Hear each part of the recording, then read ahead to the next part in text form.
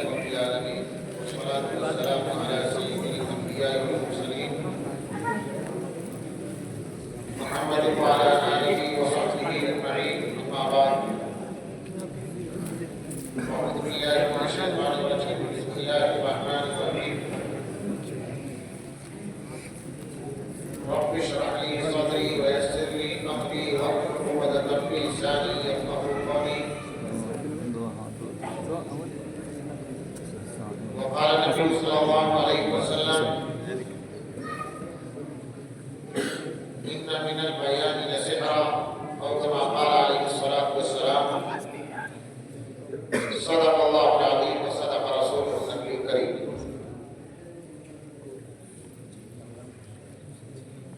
حضرات علماء کرام، جامعہ کے اساتذہ اعظام اور عزیز طلبہ،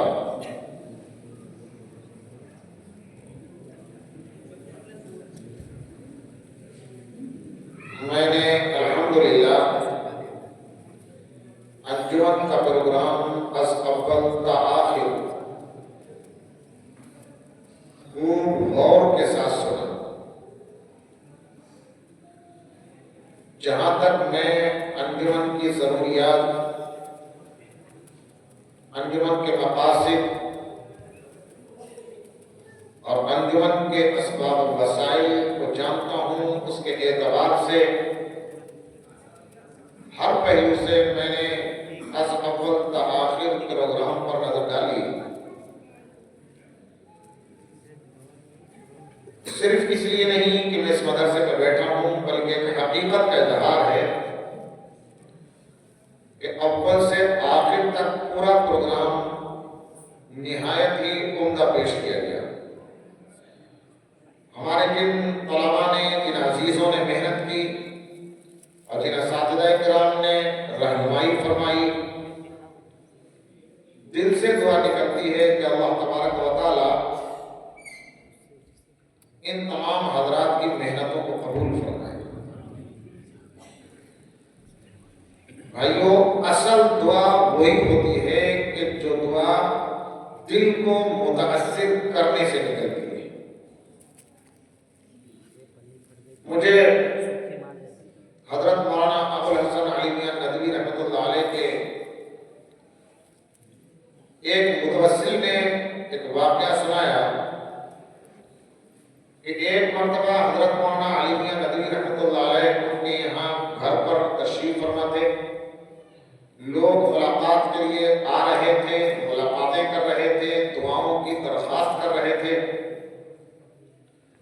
اس موقع پر حضرت مولانا علی میاں ندوی صاحب رحمۃ اللہ علیہ نے یہ فرمایا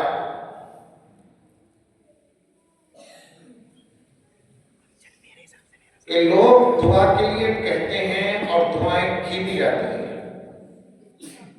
پھر اس کے بعد ایک جملہ ارشاد فرمایا کہ انسان ایسا کردار اور ایسا عمل اور ایسا اخلاق پیش کرے کہ دل خوش ہو کر کے رونگٹے رونگٹے سے دعا خود بخود نکلنے لگے. وہ ہوتی ہے اصل دعا. میں ایک گناہگار سا آدمی، میں یہ تو نہیں کہتا کہ میری دعا اس لائق ہوگی کہ وہ اللہ کی بارگاہ میں قبولیت کا شرف حاصل کر سکے، لیکن علماء نے یہ بھی لکھا ہے کہ کوئی ضروری نہیں کہ جس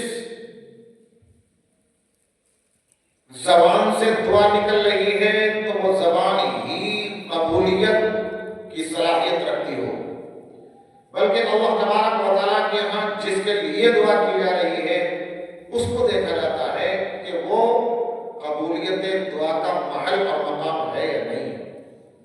میں سمجھتا ہوں جن اساتذہ نے محنتیں کی ہیں اور جن طلباء نے، جن ہمارے عزیزوں نے محنت کی ہے، ان کی محنت انہیں اس لائق بنا دیتی ہے کہ ان کے حق میں اللہ تبارک و تعالیٰ دعا قبول فرمائیں گے. دیکھو بھائیو، جہاں تک میں سمجھتا ہوں تقریر و خطابت میں ایک بیباکی اور جرأت ہوتی ہے کہ بغیر کسی ڈر اور خوف کے پوری جرأت اور بہادری کے ساتھ، بغیر کسی جھجک کے اپنی بات کو مخاطب مخاطبین کے سامنے رکھ دیا جائے۔ دوسری چیز، آواز کا زیر و بم، نشیب و فراز، اتار چڑھاؤ، مد و جزر ہوتا ہے۔ کہاں پر آواز اٹھانی ہے، کہاں آواز پست کرنی ہے۔ تیسری چیز، الفاظ کا شکوہ، تراکیب کی بندش، جملوں کی ساخت پرداخت ہوتی ہے۔ چوتھی چیز، مضامین کی بلندی اور معنی اور مفہوم کی معنویت ہوتی ہے کہ جو بات کہی جا رہی ہے وہ کتنی اپنے اندر معنویت لیے ہوئے ہے یا صرف ایک ہوائی چل رہی ہے۔ ان چیزوں کے اعتبار سے اگر ہم دیکھتے ہیں تو پروگرام ماشاءاللہ بہت عمدہ ہوا۔ تقریریں جن دو بچوں نے پیش کی ان کی کیا عمر ہے ابھی، چھوٹے چھوٹے سے دو بچے، اور اپنی بات کو پوری بے باکی کے ساتھ مجمع عام کے سامنے بیان کر کے چلے گئے۔ یہی چیز ہے جو آگے چل کر بڑے سے بڑے مجمع کے سامنے انہیں اپنے دل کی بات کہنے سے کوئی چیز روک نہیں پائے گی۔ ایک دو چیز میں اور بتلاؤں، جو ہمارے عزیزوں نے ایک مزاحیہ مشاعرے کے انداز میں پروگرام پیش کیا، اس میں دو تقریریں بھی ہوئیں عمر کے حساب سے، اور جن درجات کے طلباء ہیں، میں نے مفتی محمد رضوان صاحب سے پوچھا کہ یہ پروگرام پیش کر رہے ہیں کس درجے کے طلباء ہیں، تو بتایا کہ ہفتوں تک کے طلباء کو لیا گیا ہے۔ جس جماعت کے ہیں انہوں نے جتنا اب تک پڑھا ہے، جتنا مطالعہ کیا ہے، جو ان کی عمر ہے، اس عمر کے حساب سے اور ان کی صلاحیت کے حساب سے وہ ایک بہترین پروگرام تھا۔ میری بات آگے کہہ رہا ہوں، شاید آپ لوگ سمجھیں اسے۔ بسا اوقات جب ہم فارغ ہونے کے بعد میدان میں اترتے ہیں، دین کا کام شروع کرتے ہیں، چاہے وہ مسجد کے ممبر سے ہو، کسی بڑے جلسے کے اسٹیج سے ہو، یا کسی تحریک کی شکل میں ہو، کسی احتجاج اور مظاہرے اور دھرنے کی شکل میں ہو، جب ہم اپنی بات عوام کے سامنے پیش کرتے ہیں تو بسا اوقات ایسے حالات سامنے آ جاتے ہیں کہ دل کے جذبات پر قابو پانا مشکل ہو جاتا ہے۔ دل کے جذبات پر قابو پانا بے حد مشکل ہو جاتا ہے۔ مجھے یاد ہے، یہ کوئی 20 سال پہلے کی بات ہے، میں دارالعلوم دیوبند میں اللہ کا فضل ہے 16 سال سے پڑھا رہا ہوں۔ اس سے پہلے میں نے 2 سال امروہہ میں پڑھایا ہے، اس سے پہلے ٹاٹا بادی رامپور میں جامعہ رحمانیہ میں نے 5 سال پڑھایا ہے۔ اس شہر سے بھی میری یادیں وابستہ ہیں، جامع الہدیٰ گنج شہید میں نے 2 سال پڑھا ہے۔ یہ آپ کے مدرسے کے آگے روڈ کے پار جو وادی ہدیٰ ہے، یہ اسی زمانے میں بنیاد رکھی گئی تھی، اور اللہ کا فضل ہے کہ مجھے اللہ تعالیٰ نے یہ سعادت عطا کی کہ حضرت مولانا علی میاں ندوی رحمۃ اللہ علیہ تشریف لائے تھے۔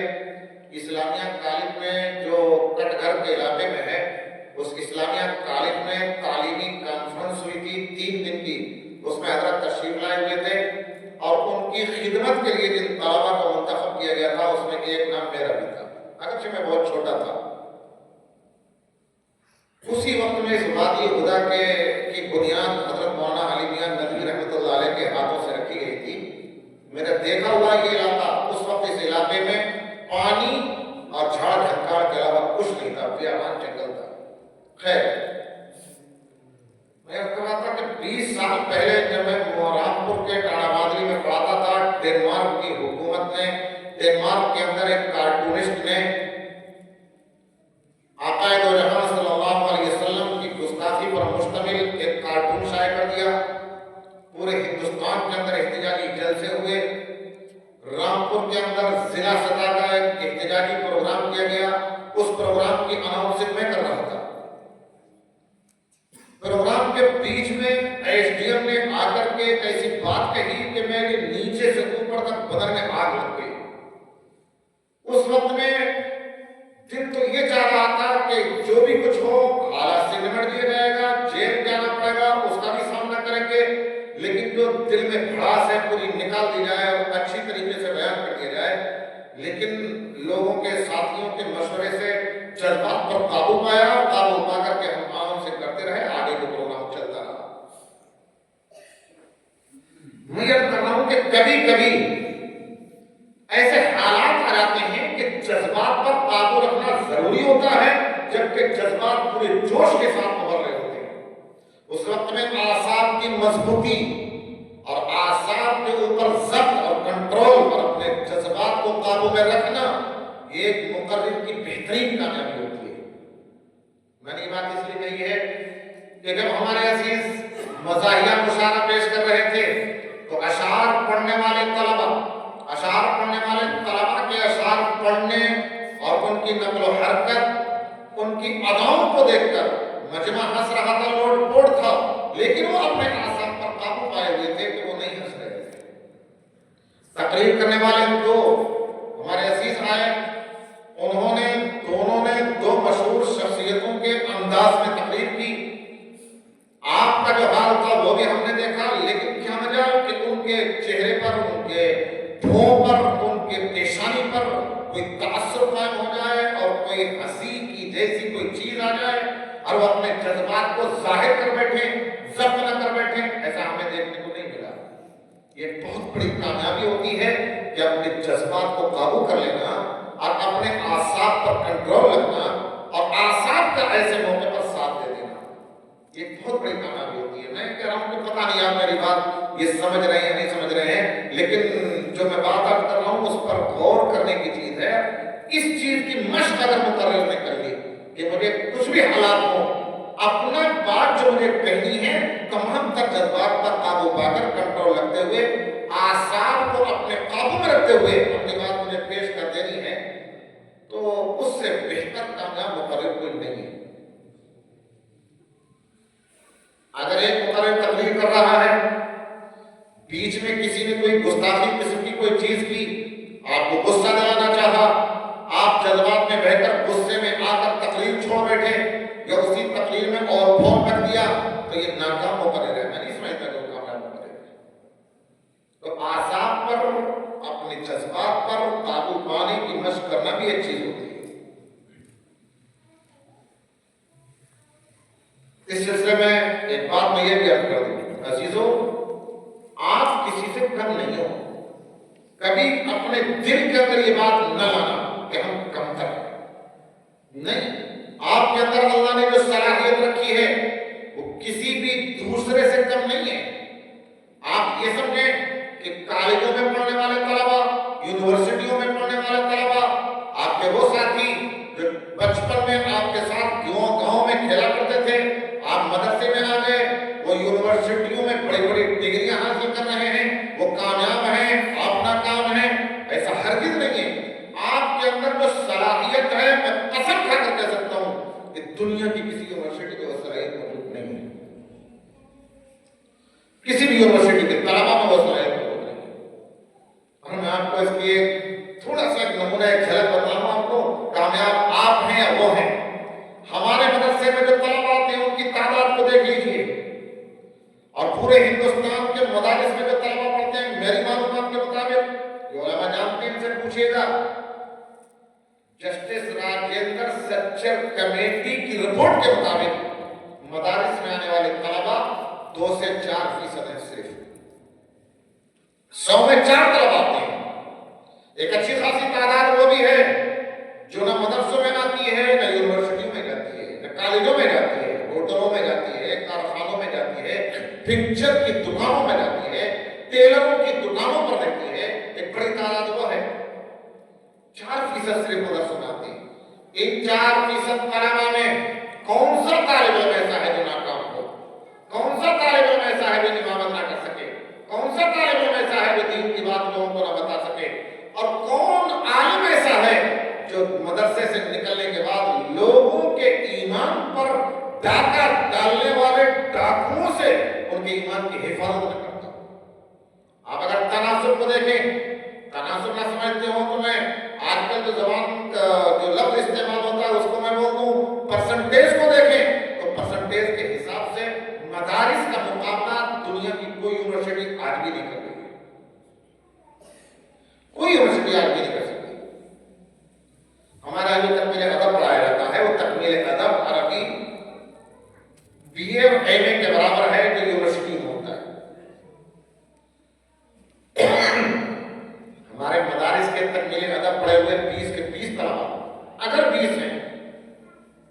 40 हैं तो 40 के 40 तलबा तर्जुमा निगारी पर कादर होते हैं। यूनिवर्सिटी में ये तनासुब और ये परसेंटेज नहीं होता है। आगे की बात अगर कहें जिसे हम तखस्सुस कहते हैं, जैसे पीएचडी का मरहला कहिए, बड़ी बड़ी यूनिवर्सिटियों में हजारों तलबा के बीच से छांटकर 5 पीएचडी मुश्किल तमाम कराई जा सकती है।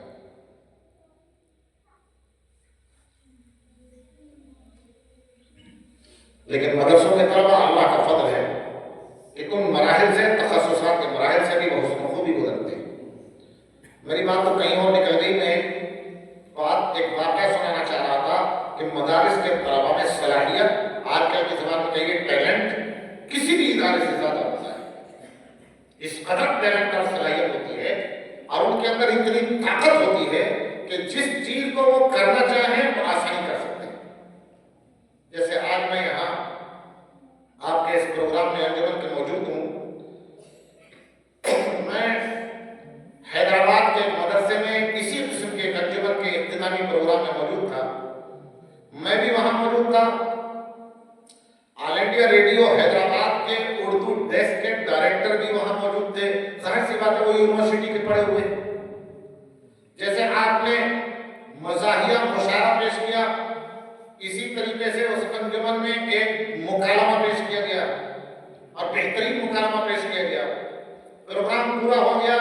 प्रोग्राम के बाद चाय पीने के लिए बैठे हुए थे तो चाय के टेबल पर वो all India radio Hyderabad station के उर्दू डेस्क के डायरेक्टर साहब ने कहा कि ये अच्छा यूनिवर्सिटी के ज़बान में मुकालमे को कहा जाता है ड्रामा स्टेज करना।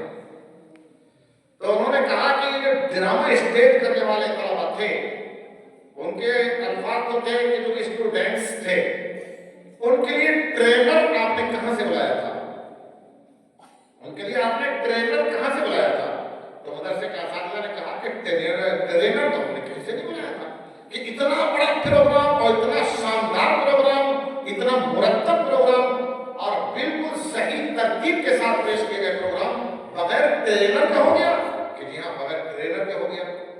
उस मुकालमे का मौजूद था फसादात गुजरात। उस फसादात गुजरात जो सन 2001 और 2 में फसादात हुए तो वो मौजूद था। उसमें एक तालिब इल्म अहमदाबाद के कमिश्नर का रोल अदा कर रहा था, दूसरा IAS अफसर का रोल अदा कर रहा था, तीसरा मुख्यमंत्री का रोल अदा कर रहा था और तमाम बातों को पेश कर रहे थे और बिल्कुल उन्हीं के लिबास में थे, उन्हीं के अंदाज में थे, उन्हीं के लहजे में थे। तो उसको देख कर उन्होंने कहा कि बगैर ट्रेनर के ऐसा कैसे हो गया? जब हमारी यूनिवर्सिटियों में सालाना फंक्शन होते हैं तो उस फंक्शन की तैयारी के लिए, प्रोग्राम को सेट करने के लिए हजारों रुपए दे करके दूसरी जगहों से ट्रेनर बुलाए जाते हैं जो उनको ट्रेन करते हैं। हमने कहा हमारे यहाँ सब कुछ नहीं होता है। साथ को थोड़ी सी लाइट देनी होती है कि ऐसा करना है, ऐसा करना है, तलबा खुद ही सब कुछ कर लेते हैं। तो उससे पकड़ करके बैठ गए कि इन तलबा के अंदर इस कदर टैलेंट। हमने कहा जी हाँ, ऐसे टैलेंट होता है और तलबा खुद ही करते हैं। यहाँ कौन सा ट्रेनर बाहर से आता है? असातिज़ा रहनुमाई करते हैं, तलबा खुद कर लेते हैं। इसलिए मैं कह रहा हूँ मेरे अज़ीज़ों, इस गलत फहमी में मत रहना और एहसास कमतरी में मुब्तला मत रहना। मैं यकीन के साथ कहता हूँ आपके दिल में, आपके दिमाग में, आपके अकल में अल्लाह ने जो ताकत रखी है वो किसी भी दूसरे डिपार्टमेंट से ताल्लुक रखने वालों से कम नहीं, ज्यादा ही है। बहरहाल प्रोग्राम बहुत अच्छा पेश किया गया। जो चीजें मैंने देखी थी उनके एतबार से मैंने आपके सामने बात अर्ज कर दी। अब मैं एक चीज और जिक्र करना चाहता हूँ और उसको बयान करके मैं अपनी बात इंशाअल्लाह खत्म कर दूंगा। मुझे पता है कि मगरिब से अब तक बैठे बैठे आप लोग थक चुके हैं। आपसे ज्यादा मैं थक चुका हूँ। मैं तो 2:30 बजे से देवबंद से भागा भागा यहाँ आया। और वैसे भी आदमी का मिजाज है, एक तकलीफ 2 तकलीफ सुनता है और मुझे लगता है कि अब तक आप 10 तकलीफें सुन चुके हैं। तो अब ज्यादा आपका भी मूड सुनने का नहीं है, तो मैं मुख्तसर भी कहता हूँ, इसलिए मुक्तदे हाल की रियायत करना भी जरूरी है। मेरे अजीजों की मैं बात आगे की कह रहा हूँ, उसे तवज्जो से सुन लो और उसके मुताबिक अगर आप अपने आप को आगे बढ़ाएंगे तो बड़े काम के बन जाएंगे इंशाअल्लाह। सन 4 हिजरी के अखीर की या 5 5 ہجری کے شروع کی بات ہے. سیرت کی آپ کتابیں پڑھیے گا غزوہ احزاب ہوا ہے سن 4 ہجری کے اخیر میں ہوا ہے یا 5 کے شروع میں ہوا ہے. دونوں قسم کی روایت ہیں، اس لیے میں 2 باتیں کہہ رہا ہوں. غزوہ احزاب ہوا، کفار کا بہت بڑا لشکر، بہت سے قبائل جمع ہو کر مدینے پر حملہ کرنے کے لیے آئے تھے. ناکام واپس گئے. میں اس لیے کہہ رہا ہوں کہ قرآن کریم نے ان کے لیے جو تعبیر اختیار کی ہے وہ یہ کہ لم ینالوا خیرا، کچھ بھلائی انہیں نہیں مل پائی. کچھ بھی تو بھلا ہاتھ آ جاتا، کچھ نہیں مل پایا، خالی ہاتھ واپس لوٹ گئے.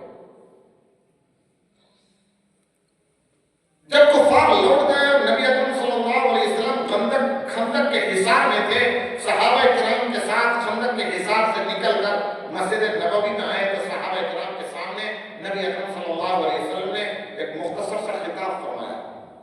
آقا صلی اللہ علیہ وسلم نے 2 باتیں اس میں بڑی اہمیت سے کہی اور یہ کہا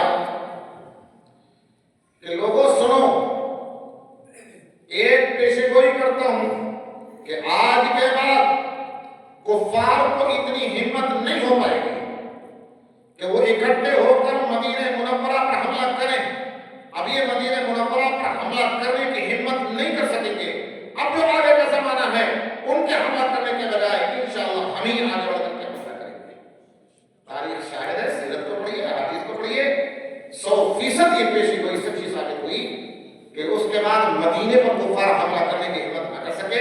مسلمانوں نے آگے بڑھ کر کے اسلامی طور پر حملے کیے اور سن 8 ہجری میں، یہ 4 ہجری کے اخیر کی یا 5 ہجری کے شروع کی بات ہے، 3-4 سال کے بعد سن 8 ہجری میں نبی اکرم صلی اللہ علیہ وسلم کی قیادت میں 10,000 مسلمانوں نے مکہ مکرمہ پر حملہ کیا اور مکہ مکرمہ کو فتح کر لیا. ایک دن بھی نہیں لگا فتح کرنے میں. یہ پیشی گوئی سچی ثابت ہوئی. دوسری بات، نبی اکرم صلی اللہ علیہ وسلم نے یہ فرمائی تھی کہ دیکھو اب یہ ہتھیاروں سے ہمارے اوپر حملہ کرنے کی ہمت تو نہیں کریں گے، لیکن اب یہ زبانی حملے ہمارے اوپر کریں گے. ان کے شعراء عرب کے بازاروں میں جا کر، آپ میں سے کچھ چھوٹے بچے ہیں وہ شاید نہ جانتے ہوں، لیکن جو بڑے طلباء ہیں وہ جانتے ہیں کہ عربوں کے اندر اس وقت میں میلے لگا کرتے تھے. مکہ مکرمہ اور طائف کے بیچ میں وہ عکاظ کا بازار لگا کرتا تھا. ایک ذوالمجاز کا بازار مشہور تھا، ذوالمجنہ کا بازار مشہور تھا، اور بہت سے میلے ٹھیلے لگا کرتے تھے. اور ان میلے ٹھیلوں کے اندر مشاعرے ہوا کرتے تھے، مقابلے والے اور مفاخراتی. مفاخرت پر مشتمل. ایک قبیلے کا شاعر کھڑا ہوتا، اپنے قبیلے کے کارناموں کو بیان کرتا، دوسرے قبیلے کی برائی بیان کرتا اور اپنے قبیلے کو آسمان پر لے جا کر کے کھڑا کر دیتا. دوسرے قبیلے کا شاعر کھڑا ہوتا، اس کے اشعار کی درگت بنا دیتا اور دوسرے قبیلے کی اس قدر ہجو اور مذمت کرتا کہ وہ منہ چھپانے کے لیے بھاگے پھرتے ادھر سے ادھر اور اپنے قبائل کے، اپنے قبیلے کے اتنے کارناموں کو بیان کرتا کہ وہ اپنے عزت اور رفعت میں بالکل سریا پر اپنے آپ کو دیکھتے تھے. یہ مقابلہ ہوا کرتا تھا. نبی اکرم صلی اللہ علیہ وسلم نے فرمایا کہ اب یہ زبان استعمال کریں گے کفار کے شعراء بازاروں کے اندر، میلوں کے اندر اور عرب کے کونے کونے کے اندر اسلام کو بدنام کریں گے، اسلام کے احکام میں کیڑے نکالیں گے، مسلمانوں کی کردار کشی کریں گے، ان کے اخلاق کو پامال کریں گے اور مسلمان اور اسلام دونوں سے عوام الناس کو بدزن کرنے کی کوشش کریں گے کہ جس سے اسلام کے قریب لوگ نہ پھٹک سکیں اور مسلمانوں کے ساتھ تعلقات نہ رکھیں، مسلمانوں سے میل جول ختم کر دیں. اور ساتھ ساتھ یہ بھی فرمایا کہ ان کے خطبہ میلوں ٹھیلوں میں جا کر کے تقریریں کریں گے اور اپنی فصاحت لسانی کے ذریعے اسلام کو داغدار کر کے رکھیں گے جس سے کہ اسلام کے دامن میں لوگ داخل نہ ہو سکیں. پھر ایک سوال کیا نبی اکرم صلی اللہ علیہ وسلم نے، کیا تم اس کا مقابلہ کرنے کے لیے تیار ہو؟ بدر میں تو تم نے ہتھیاروں کا مقابلہ کیا، جیت گئے. احد میں بھی ہتھیاروں کا مقابلہ کیا، خندق میں ہتھیاروں کا مقابلہ کر کے ابھی آئے ہو، اللہ نے تمہاری مدد کی. لیکن اب زبانی جنگ ہوگی تو کیا زبانی جنگ کا تم مقابلہ کرنے کے لیے تیار ہو؟ صحابہ کرام نے کہا کہ ہم ہر طریقے سے مقابلہ کرنے کے لیے تیار ہیں. تاریخ اور سیرت کی کتابوں میں لکھا ہے 3 شعراء کھڑے ہوئے، حسان بن ثابت رضی اللہ تعالیٰ عنہ، کعب بن مالک رضی اللہ تعالیٰ عنہ، عبداللہ بن رواحہ رضی اللہ تعالیٰ عنہ، ان تینوں شعراء نے ہر موقع پر ایسے ایسے اشعار پڑھے کہ نبی اکرم صلی اللہ علیہ وسلم کی نعت گوئی کا حق ادا کر دیا. اور کفار اگر نبی اکرم صلی اللہ علیہ وسلم کو برا کہتے، انہیں قوم کا غدار کہتے، آبا و اجداد کے دین کو چھوڑنے والا کہتے، تو ان کی مذمت کا وہ بھرپور جواب دیتے کہ کفار اس کا مقابلہ نہیں کر پاتے تھے. حضرت حسان بن ثابت رضی اللہ عنہ ایک موقع پر حضرت حسان بن ثابت نے کہا کہ یہ قریش کے لوگ آپ کو گالی دیتے ہیں، مجھے اجازت دیجیے میں ان کے اشعار کا جواب دوں. تو یہ کہا کہ آپ قریش کو گالی دیں گے، قریش ہی تو میرے خاندان کے ہیں، جب ان کے آبا و اجداد کو آپ گالی دیں گے تو میرے آبا و اجداد کی بھی تو ہجرت ہوگی، ہے تو خاندان میرا ہی، تو میرے باپ دادا کی بھی تو ہجرت ہوگی. حضرت حسان بن ثابت نے فرمایا کہ اللہ کے رسول آپ مجھے اجازت تو دیجیے، میں ان کی ہجرت کا جواب دوں گا، لیکن آپ کو ایسے صاف ستھرا نکال کر کے لے آؤں گا جیسے گندے ہوئے آٹے میں سے بال کھینچ لیا جاتا ہے، اس طریقے سے نکال کے لے آؤں گا. اس زبان پر قدرت کی بات تھی. چنانچہ ایسے ہی ہوا، مسجد نبوی کے ممبر پر بیٹھ کر کے نعت یا اشعار پڑھے، صحابہ کرام داد دے رہے تھے، حق ادا کر دیا. سن 7 ہجری میں عمرۃ القضاء کرنے کے لیے صحابہ کرام گئے ہیں. عبداللہ بن رواحہ کے ہاتھ میں نبی اکرم صلی اللہ علیہ وسلم کی اونٹنی کی لگام تھی، رجزیہ اشعار پڑھ رہے ہیں، اور رجزیہ اشعار ایسے کہ قریش کے دانت کھٹے ہو رہے ہیں، ان کے دلوں پر تیر کی طرح لگ رہے ہیں، جذباتی اشعار تھے. حضرت عمر رضی اللہ تعالیٰ عنہ نے کعبے کی طرف اشارہ کر کے کہا کہ عبداللہ حرم ہے، اس حرم کے اندر لڑائی کی باتیں اور اس حرم کے اندر غلبے کی باتیں اور اس حرم کے اندر رحمت کے بجائے مرحمت کے بجائے مرحمت کی باتیں یہ مناسب نہیں ہے. نبی اکرم سے تاریخ پڑھیے، آپ روایت کو پڑھیے، نبی اکرم صلی اللہ علیہ وسلم نے حضرت عبداللہ بن رواحہ کو منع کرنے کے بجائے حضرت عمر رضی اللہ تعالیٰ عنہ کو ٹوکا اور ایک دعہ یا عمر ان کو چھوڑ دیجیے، جو کر رہے ہیں کرنے دیجیے. وہ زبانی جنگ ہو رہی تھی، زبانی جنگ چل رہی تھی، تو کرنے دیجیے ان کو، یہ کہا گیا، حالانکہ احرام کی حالت میں تھے. خطابت کا مسئلہ یہ تھا، بنو تمیم اپنی زبان پر بہت فخر کرتے تھے، انہیں زبان دانی کا، فصاحت لسانی کا بڑا درہ تھا، بہت درہ تھا. بنو تمیم کو، بنو تمیم کا ایک وفد اقرا بن حابس رضی اللہ تعالیٰ عنہ اس وقت تک مسلمان نہیں ہوئے تھے. حضرت اقرا بن حابس کی قیادت میں نبی اکرم صلی اللہ علیہ وسلم کے پاس آیا بنو تمیم کا ایک وفد، اور نبی اکرم صلی اللہ علیہ وسلم سے آ کر کے یہ کہا کہ ایک خطیب آپ کی طرف سے کھڑا ہو، ایک خطیب ہماری طرف سے کھڑا ہوگا، اور جس کا خطیب حاوی ہو اور جس کی تقریر اچھی ہوگی وہی فائد مانا جائے گا. نبی سے فرمایا کہ اگر آپ کا خطیب، آپ کا مقرر ہمارے مقرر پر حاوی آ گیا تو ہم سب لوگ اسلام کے اندر داخل ہو جائیں گے. نبی اکرم صلی اللہ علیہ وسلم نے قبول فرما لیا کہ ٹھیک ہے، ہمارا خطیب مقابلہ کرے گا. اس وقت میں حضرت ثابت ابن قیس رضی اللہ تعالیٰ عنہ، ان کا لقب ہے خطیب النبی، نبی اکرم صلی اللہ علیہ وسلم کے خطیب اور مقرر اس زمانے میں. حضرت ثابت ابن قیس رضی اللہ تعالیٰ عنہ کھڑے ہوئے ان کے مقرر کا جواب دینے کے لیے، اور وہ زوردار تقریر کی کہ کسی فیصل کی ضرورت نہیں تھی. جیسے مسابقہ ہمارے یہاں ہوتا ہے تقریروں کا، تو ایک اس میں حکم ہوتے ہیں، کسی حکم کی ضرورت نہیں تھی. جس خاندان سے مقابلہ ہو رہا تھا بنو تمیم کے رئیس اور ان کے سردار حضرت اقرا بن حابس رضی اللہ تعالیٰ عنہ کھڑے ہوئے اور انہوں نے کہا نبی اکرم صلی اللہ علیہ وسلم سے کہ محمد آپ کا خطیب ہر اعتبار سے ہمارے خطیب سے فائد ہے، اور اسلام کو قبول کر لیا. اسلام قبول کر کے وہ وقت واپس لوٹا. میں نے یہ بات ایسے سنایا کہ خطابت اگر مؤثر ہو تو دعوت کا بہترین کام انجام دیتی ہے. میں مختصر بات کرنا چاہتا ہوں، اور میں آپ کو کچھ اور تفصیل بتاتا. یہ جملے میں اتنا یاد رکھیے، خطابت غیر مسلموں میں دعوت کا بہترین ہتھیار ہے. مسلمانوں میں آ جانے والے منکرات کی اصلاح کا بہترین کام انجام دیتی ہے. اور خطابت اسلام کے اوپر ہونے والے اعتراضات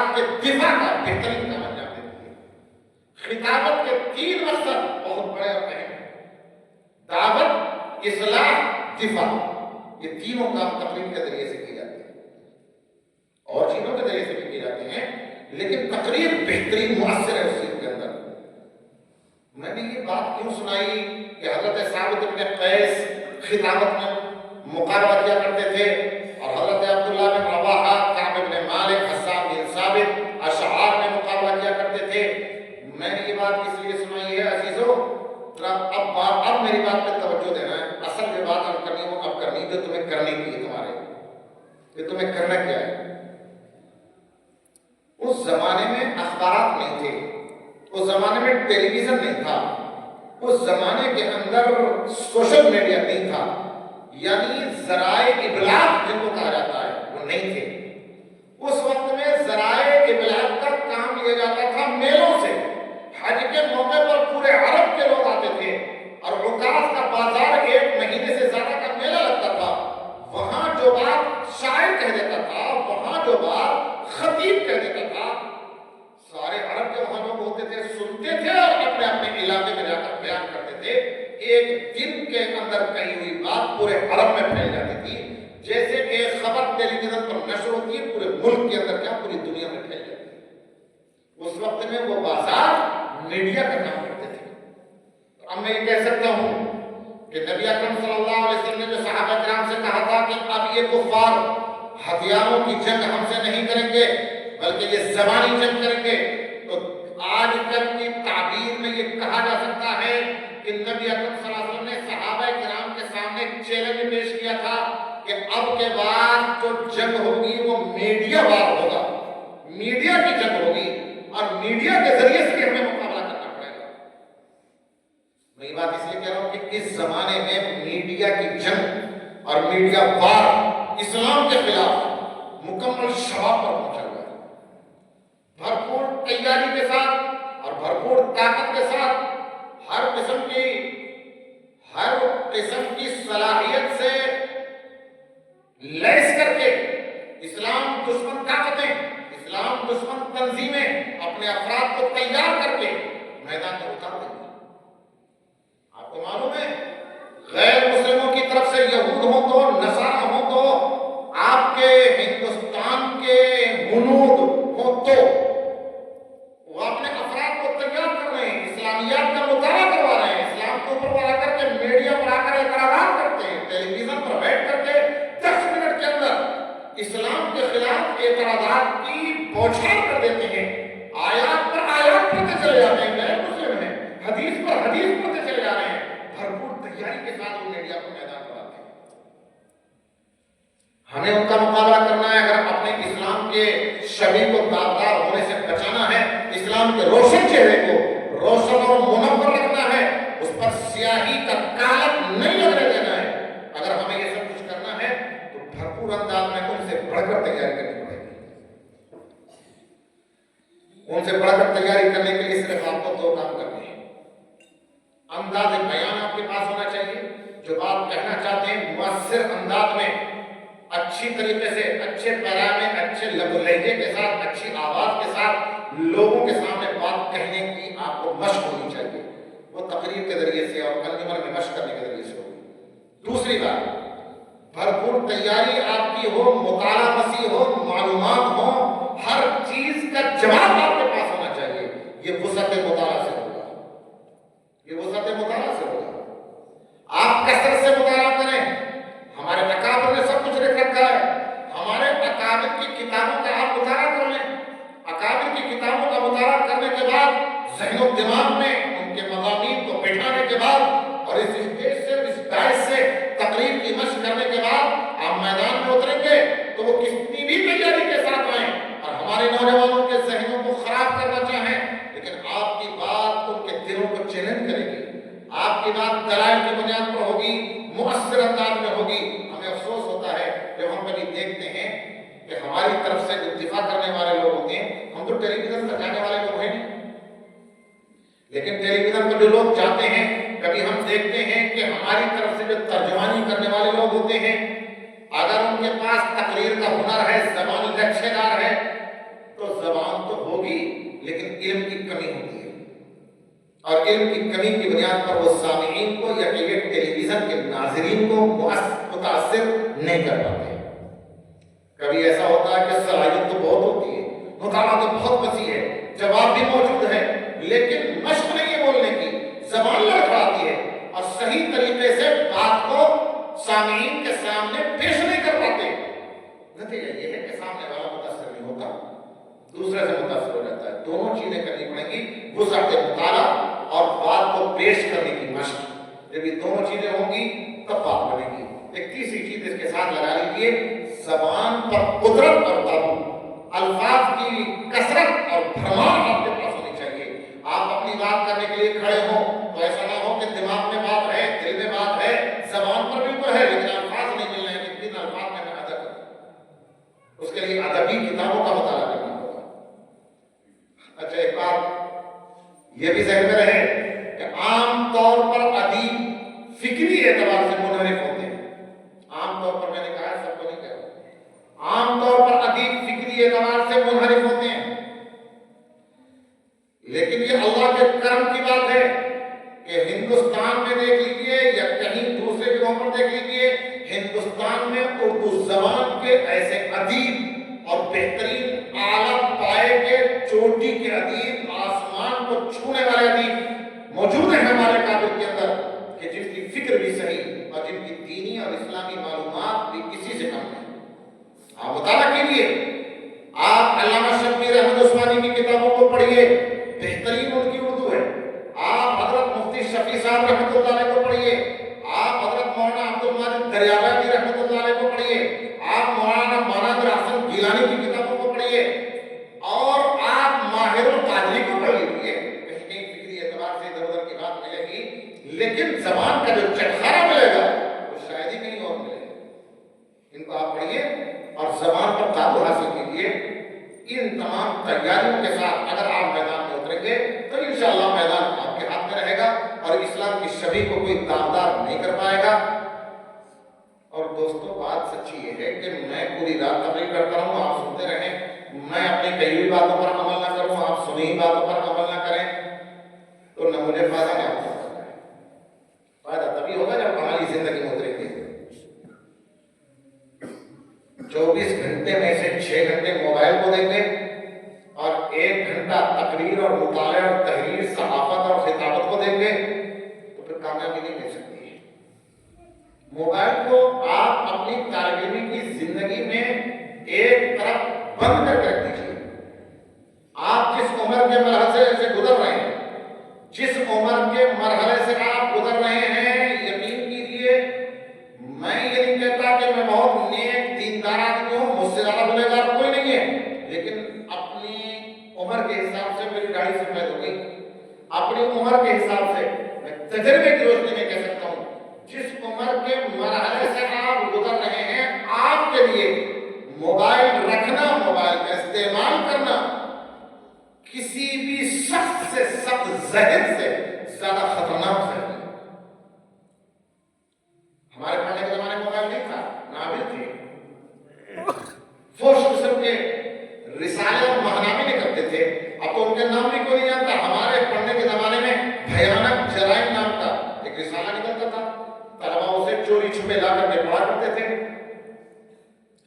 ہوما ڈائجسٹ نکلتا تھا، پتہ نہیں کیا کون سے رسالے نکالا کرتے تھے، طلبا انہیں پڑھا کرتے تھے، لیکن جنہوں نے وہ پڑھا ان کی زندگی برباد ہو گئی۔ ایک فائدہ تو ضرور ہوا، زبان تو ان کی بڑی اچھی ہو جاتی تھی، بڑے اچھے اچھے خیالات مارا کرتے تھے، لیکن عملی میدان میں وہ کچھ کرنے کے لائق بن گئے ہوں، ایسا نہیں ہو پایا۔ آج اس کی جگہ موبائل لے لیں گے۔ موبائل اس عمر میں انتہائی مہلک چیز ہے۔ ہاں، آپ آگے بڑھیں گے، عالم بن جائیں گے، امام بن جائیے، مدرسے میں پڑھانا شروع کیجیے، تو اسی موبائل کو آپ مثبت انداز میں استعمال کرنا شروع کریں گے تو بہت سی ریسرچ اور بہت سی تحقیق کے ذریعے موبائل آپ کے لیے معاون ہوگا۔ اس عمر میں، جس عمر میں ابھی آپ ہیں، موبائل کے قریب نہ جائیں۔ اللہ تبارک و تعالیٰ مجھے بھی عمل کرنے کی توفیق عطا فرمائے، آپ کو بھی عمل کرنے کی توفیق عطا فرمائے۔ آخر میں پھر ایک بار میں مبارکباد پیش کر دوں پروگرام پیش کرنے والے طلباء کے لیے اور محنت کرنے والے اساتذہ اور اس مدرسے کے ذمہ دار جن کی طبیعت بہت خراب چل رہی ہے۔ میں ابھی انہیں دیکھ کر کے آیا تو آپ ان کے لیے بھی دعا کریں. انہوں نے اتنا بڑا یہ چمن اور یہ باغ لگا دیا ہے، اس باغ کے مالی اور اس باغ کو دیکھنے والے سب بیمار ہیں. اللہ تعالیٰ انہیں صحت